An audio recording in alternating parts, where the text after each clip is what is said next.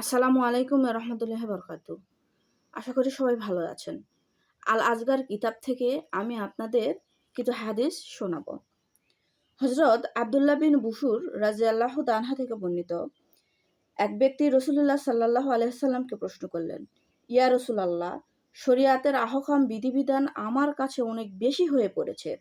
আমাকে সংক্ষেপে কিছু বলে দিন, যেগুলোকে আমি মজবুতভাবে আঁকড়ে ধরে রাখতে আমল করতে পারি।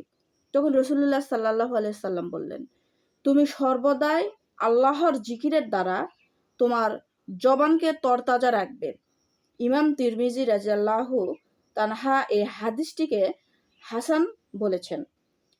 জবান তরতাজা রাখার দ্বারা উদ্দেশ্য হলো আল্লাহর জিকিরে কোনো ধরনের উদাসীনতা থাকবে না, কারণ অন্তর যখন উদাসীন হয় তখন জিহ্বা শুকিয়ে যায়।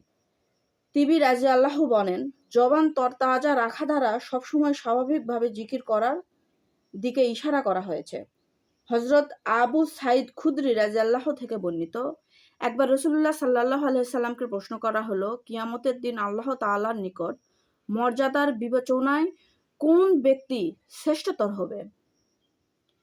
উত্তরে নবীজি বললেন, অধিক পরিমাণের জিকিরকারী পুরুষ ও মহিলা।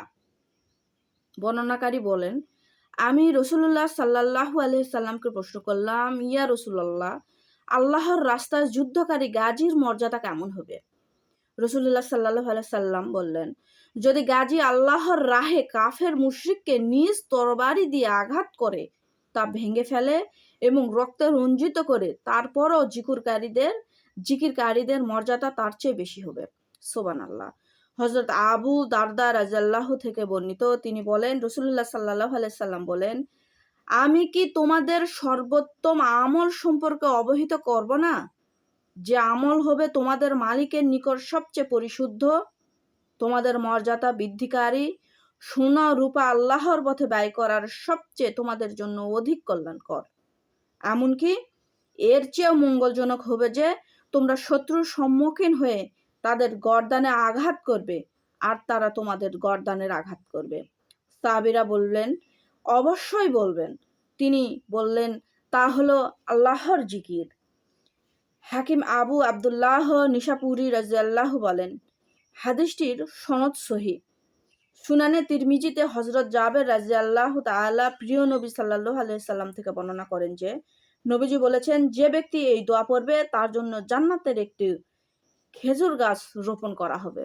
সুবহানাল্লাহ, সুবহানাল্লাহিল আযীম ওয়া বিহামদিহি। অর্থাৎ আল মহান আল্লাহ পাকের পবিত্রতা ঘোষণা করছি তার সমুদয় প্রশংসার সাথে। ইমাম তিরমিজি রাদিয়াল্লাহু তাআলা বলেন, হাদিসটি হাসান এবং সহিহ। সুবহানাল্লাহ।